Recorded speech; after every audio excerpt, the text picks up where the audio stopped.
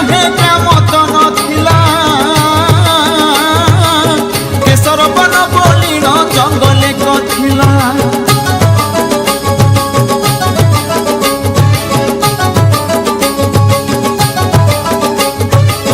चंपक बकुड़ नागेश्वर जे मालती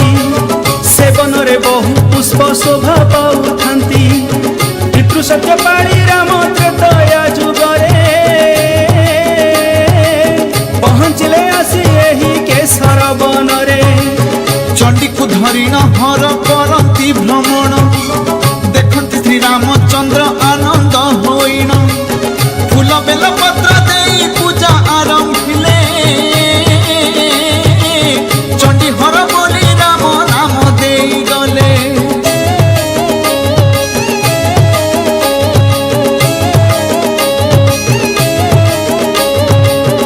एठु अंते जहा हेला सुन हे सुजने